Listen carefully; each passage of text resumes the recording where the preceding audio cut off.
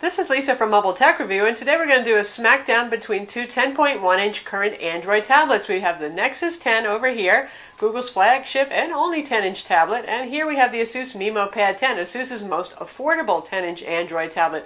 $100 price difference. We're going to see what you get and what you don't get. So here we have the Nexus 10, that's the Google Nexus 10, pure Android device marketed directly by Google, made by Samsung, and here we have the Asus MeMO Pad 10, Asus's latest Android tablet, meant to be affordable. Now, even the Nexus 10 isn't the most expensive guy on the block, but it's not super cheap either. For the 16 gig storage model, you're looking at $399. But Asus, they come in for even less money, 16 gig, and you can only get this with 16 gigs. It's $299. That's really wildly affordable for a 10.1-inch Android tablet from a name brand manufacturer with pretty good specs. So which should you pick? Well, first off, if money is your most important concern, obviously the Asus has a big advantage here. $100 might not sound like much, but as a percentage of the total device cost, it's actually quite significant. Well, for those of you who have a little bit more wiggle room for spending money and you're considering your options, maybe you're worried about future-proofing for your device, the Nexus 10 is certainly worth a look, and it's still less expensive than some competitors on the market like the Samsung Galaxy Note 10.1. Of course, the Note 10.1 brings in something pretty nifty, the Wacom digital pen, but some people have a use for that, some people don't.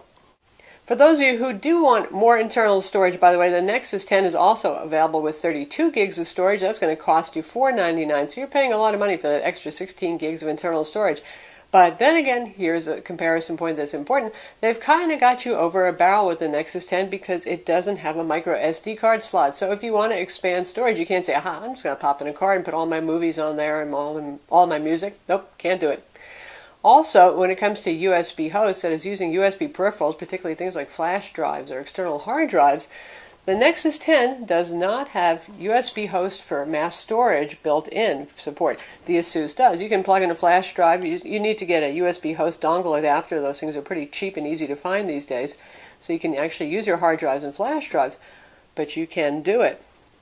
Now with the Nexus 10, if you want to root it and install Stick Mounter, which is free, you can go ahead and do that. And I know a lot of people get the Nexus devices do like to do things like root or install custom ROMs. But I found that Stick Mounter isn't working under Android 4.2.2, the latest operating system available for the Nexus 10. So I got Nexus Media Importer instead, which is $299 on the Google Play Store, and it does a good job of that. So you don't have to root if you get Nexus Media Importer. So for $3, you do get that functionality back. You cannot write to external devices, though, like flash drives or hard drives, which you can do on the Asus. Most significant difference, or perhaps one of the most significant differences between these two, is the display. Now, neither of these has anything less than a very nice display. But the Nexus 10 is pretty much, well, it's famous for outdoing even the Retina iPad for resolution. 2560 by 1600 pixels. That is incredible pixel density, and yes, it is extremely sharp display. It's also quite bright. It's a Samsung PLS display. That's a true RGB stripe. Gorgeous to look at. Color accuracy is about average on it, but then again, most Android tablets are at best moderately accurate, so we're not going to complain about that. Color saturation is pleasing, not quite as saturated as the iPad with Retina display, but very nice. Awesome display, especially if you're going to do something like read magazines, either using Zinio or the Google Play magazine reader, because there you get the magazine layout with the tiny text, and we'll show you the difference in a minute. And that's when you're really going to notice the difference between something that looks fuzzy and challenging and something that looks readable. The Asus, you get your everyday average 1280 by 800 display. It is an IPS display. It's a nice high contrast display with good colors, but obviously much lower resolution. And again, when you're looking at particularly at text, that's where you're going to notice the difference. You'll notice the sharpness on the Nexus 10 more. Now, holding the Asus at an average distance away from your face when you're reading a web page or something like that, yes, you can still notice the difference, but it's by no means an unappealing experience on the MeMO Pad.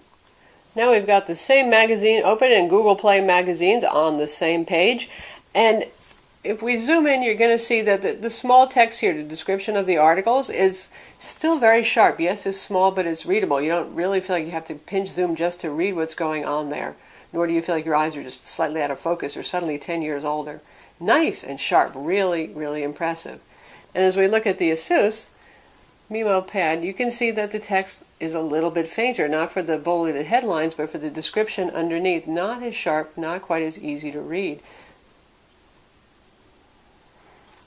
Also, you'll notice the difference in the display brightness between the two. When we zoom back out again, the Nexus 10 has a brighter display.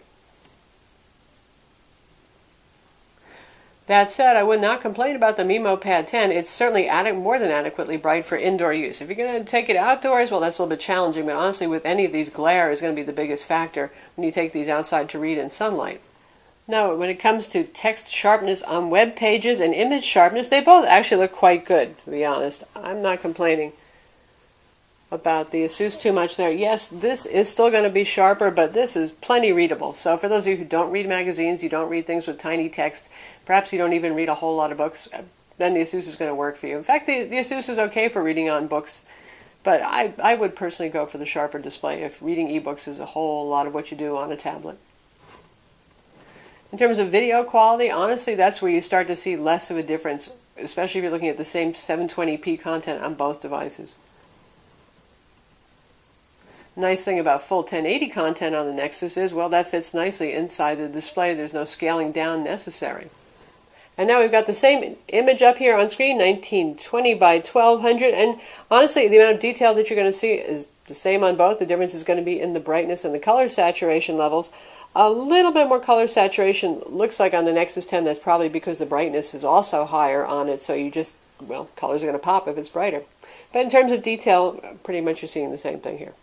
Now, after display quality, the other important thing is going to be performance. First off, let me say NVIDIA Tegra 3 quad core in here, 1.2 gigahertz with multiple cores running. Can go as high as 1.4 gigahertz with one core running. This is GeForce Graphics. Nominally, that's a 12-core GPU.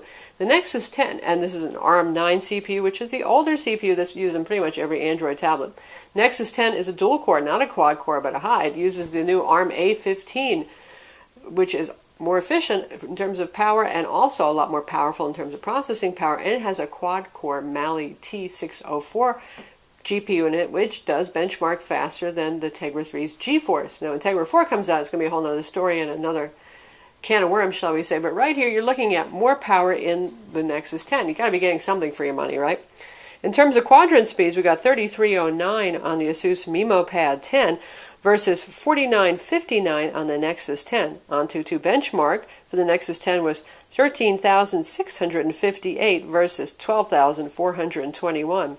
GL benchmark 2.5 for the Egypt off-screen classic test, 43 frames per second on-screen and 34 frames per second off-screen for the Asus MeMO Pad, and a very impressive 50 frames per second on-screen and 89 frames per second off-screen with the Nexus 10.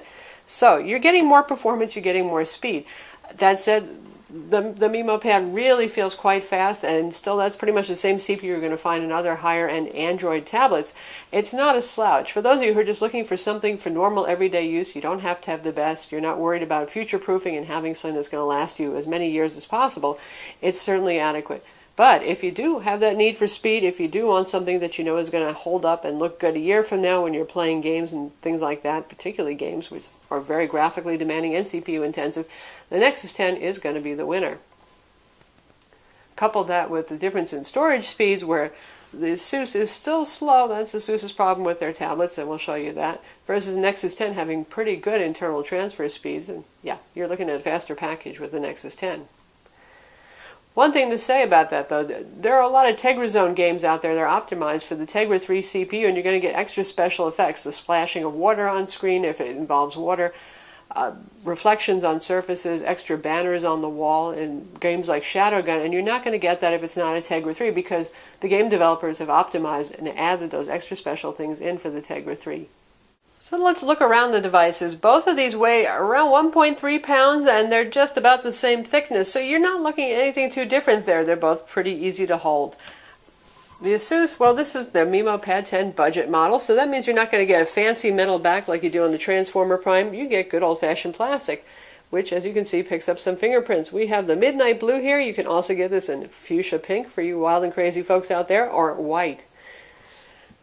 Solid, unrelieved plastic, but actually a pretty clean looking back. I'm not going to complain about that. And it has moderate grip. It's not slippy like certain Samsung products. Controls are easy to use. The bevel on the side is not so severe anymore so that your fingers are constantly slipping off. It feels nice to hold it. Pretty easy to use. A little bit of creak in the plastic if you try hard. Nothing really too terribly alarming.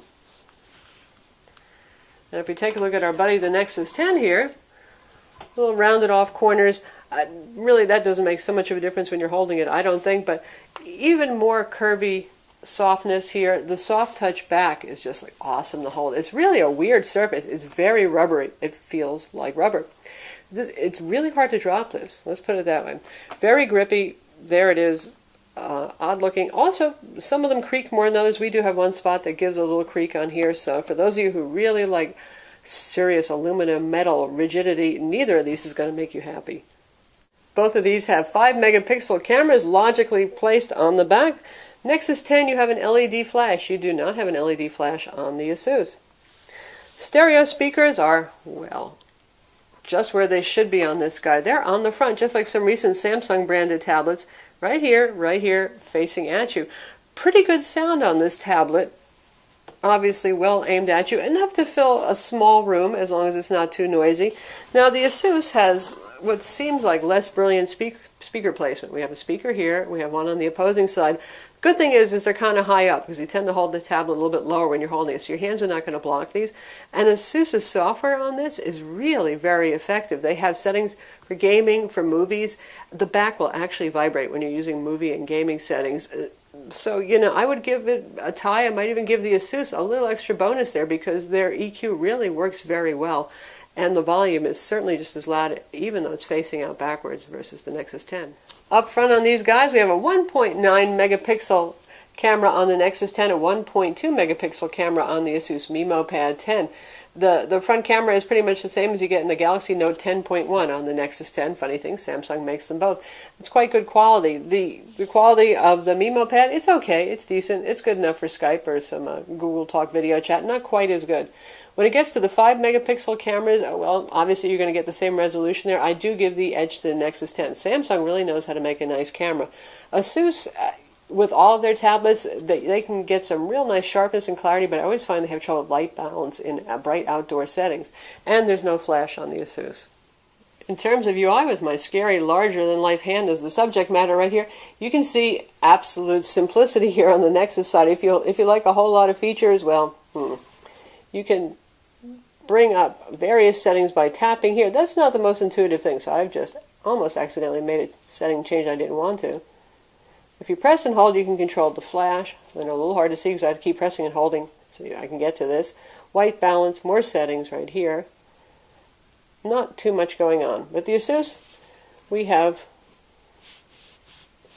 a whole bunch of settings. Pretty easy to locate right here. You don't have to play games with the little circle in the center. You can hide that if you want. You can bring that back up. So we have white balance, resolution, EV adjustment, resolution size, and even more settings right here. But still, in terms of image quality and having a flash on the Nexus 10, even if the UI is a little bit less fancy, I give it the edge. So how about storage speeds? That's kind of been the bane of Asus's existence when it comes to their Android tablets. They use slow internal storage. And though we haven't had any of the please wait messages that we were seeing on some older Transformer tablets, even the more higher end ones, on the MeMO Pad, I can still tell you just from looking at the Android storage benchmarks here, still internal storage is pretty darn slow. So as a comparison right here, we've run Android Bench on both of these tablets, and you can see that sequential reads and writes here, where higher numbers are better, are considerably higher than they are on the Asus MeMO Pad. And as we look down, for things like browser benchmark, market speed, camera speed, that's where lower numbers are better. And in fact, we see that the Nexus 10 is doing considerably better. So for storage performance, yes, the Nexus 10 is definitely going to be the winner here. So for example, for something like sequential read right here, we can see we got 99 megabit per second on the Nexus 10 and only 30.5 on the Asus MeMO Pad. There you go, faster storage. For those of you who are Android enthusiasts or tinkerers, well, you're probably going to want that Nexus 10 right off the bat. Pure vanilla Android there, no embellishments, no enhancements, nothing to slow you down. Also, easy to unlock the bootloader, no manufacturer is standing in the way there, and you can put custom ROMs on there, you can root it, you can go to town. With Asus, a little bit more challenging to do the same things on there. Really, the Asus is aimed more at your average consumer who doesn't know root from bootloader, from any of those things. In terms of user interface, we're looking at Android 4.1 1 Jelly Bean over here, 4.2 Jelly Bean over here. Really nothing much changes with the user interface. A lot of similarities, but this looks a little bit more holdover to the Honeycomb days. And it's not necessarily always such a bad thing. You can see right here we have our centered icons for navigation, back, home, and multitasking. They're in this corner over here. You can throw your icons and your widgets on the desktop either way you want. If you want to get all of your applications, you tap over here on this guy. You tap up in this corner over here. After you do that, you're looking at pretty much the same experience with the same separation of apps and widgets to get to. Asus includes some widgets for their own applications, and we'll discuss their apps in a minute. But this guy here, if you want to get to more settings, you swipe down, and there you can see I can get to settings, I can get to brightness. I have to tap on brightness, then I have to drag the slider. So a little bit of a two-step operation going on there. I can get my battery status, control my wireless radios. Asus, I like what they did here. A lot of manufacturers customize that. You got a lot more at your fingertips right here. You can turn your wireless radios on and off. You can set performance level for the CPU. You can control the brightness right here without having to make yet another tap. And you've got all your status messages there as well. A little bit more user-friendly probably for the newbies. When it comes to custom software, well, this is a Nexus device. You're going to get all the Google apps that are available. You're not going to get any other custom software. Anything you see here, like Netflix, Grand Theft Auto, well, I've downloaded those. Those were not on there. So you get the core Google apps, you get the YouTube, you get the Chrome web browser, Google Play Books, Google Play Movies, Google Play Magazines, Google Plus, all that stuff. Here we have several Asus custom added applications, and they're pretty useful. They have their app backup here, so you can actually back up your applications. You geeky people know what that means. You can not only make up backups of your applications, but you can put them on other devices if you're a little bit devious. We have App Locker to keep prying eyes out of certain applications. We have Asus Studio, their audio wizard on here, which contributes to the good sound on here. And they have an EPUB ebook reader on here as well, and their own multimedia player. And SuperNote Lite, which is pretty cool. This is a note-taking app that you can draw on, you can write on. No digital pen with this. You could use a capacitive stylus if you want, but that's a nice add-on. Now, of course, there are things you can download to do the same thing on the Nexus 10, but this gets you started with those applications. So for those of you who are I'm more of a newbie and I want some apps to get me going in the right direction, you're going to get those with the Asus. With the Nexus, a little bit more of a clean slate. Both of these, of course, are going to have the basics like email, Gmail, your web browser. Speaking of the web browser, only Chrome on our Nexus 10 here. That's what Google wants to use going forward with newer versions of Android. Here, even though this does ship with Jelly Bean, we have the WebKit web browser and Chrome on board. Now, the WebKit web browser is kind of handy to have. That's the older Google browser that we know and love from previous versions of Android, because that will work with Adobe Flash. That's pretty awesome. You're still going to have to sideload Flash, download it, run it yourself and install it. But for those of you who are addicted to your Flash, well, that's another way of doing it. Now, on my Nexus 10, I've downloaded Boat Browser, which also supports Adobe Flash.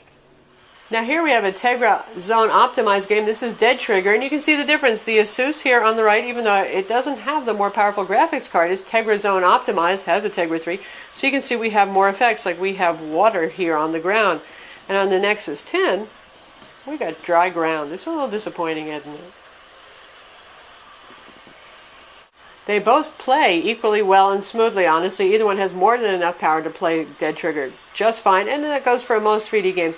I have noticed a couple of games like Bard's Tale where the Nexus 10 is a little bit smoother. When you're walking around, controls just works a little bit more easily on that, but it's a fine point. Both of these use micro USB style charging, 5-volt, 2-amp chargers, same thing you see on an iPad and some other mobile OS tablets. The battery inside the Nexus 10 is bigger than it needs to be, because that's a pretty power-hungry CPU and GPU in there. Both of them, for me, have been lasting about 8 hours on a charge. Now, I know some of you out there with the Nexus 10 have had some problems with your battery life, but I have not had any problems with defective battery or battery life whatsoever. In terms of charge times, because the battery here is bigger and they're both using pretty low-power chargers, Nexus 10 takes a lot longer to charge. It can take like 5 hours to charge that if you've got it completely empty, whereas the Asus will charge in about 3. So that's the Asus MeMO Pad 10 and the Nexus 10. Both of them are available now, and I hope now you see what you're getting for that extra $100 in the Nexus and see if it's really worth it to you. For those of you who just want a pretty decent name-brand Android tablet with good specs, the Asus really is pretty darn solid. But if you're looking for that extra something, that really awesome Super HD display and faster processing power, the Nexus is going to give it to you. I'm Lisa from Mobile Tech Review. Be sure to watch our video review of each of these tablets, read our written reviews, subscribe to our YouTube channel, and while you're at it, hit that like button too.